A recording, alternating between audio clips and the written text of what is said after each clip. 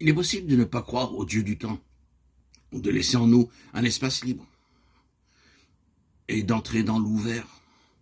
C'est cette relation avec le plus silencieux, l'inconnu, le secret de notre être qui constitue l'essence même de la prière. Il existe des formes variées de prière. La plus connue est la prière de demande.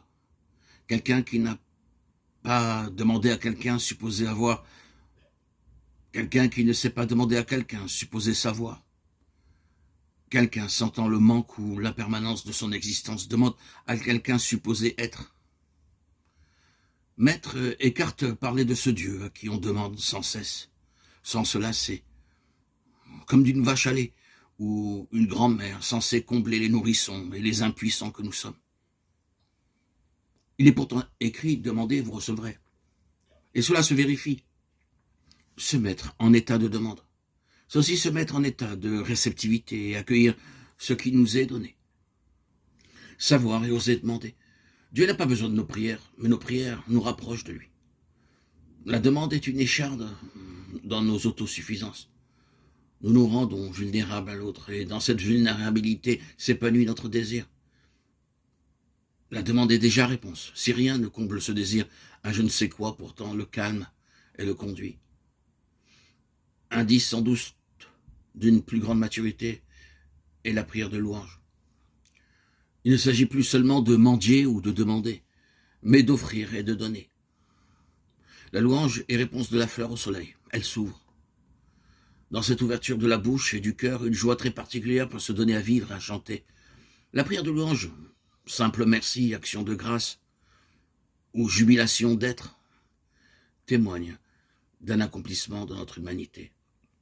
Notre être relatif verdoie, dans la pure lumière, disait Maître Eckhart. S'il vous plaît, merci. Prière de demande, prière de louange. C'est l'alphabet, le b.a.-ba de la politesse qu'on n'apprend pas toujours aux enfants. Prier, c'est être poli avec la vie, savoir lui demander comment il faut, savoir la remercier. Il faut aussi savoir demander pardon. Demander est déjà difficile. C'est se reconnaître dans son manque. Demander pardon, c'est se reconnaître dans ses manquements, ses limites, que nous ajoutons à nos limites, ses refus d'aimer, que nous ajoutons à nos difficultés d'aimer. Il faut savoir demander pardon à la vie, d'être si lent à croire que l'infini puisse s'épanouir, jouir de lui-même dans les étroites limites que nous sommes.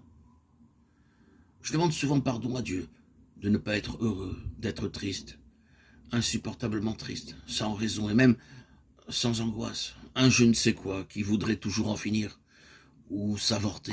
Pardon, ne pas aimer la vie dans la forme limitée corporelle qui m'est donnée avec ces ans, ces années qui me rident, alourdissent mon pas, me font perdre la mémoire du rire qui doucement murmure dans les fontaines, fait battre le sang et agite de quelques joyeuses secousses ces bas mondes.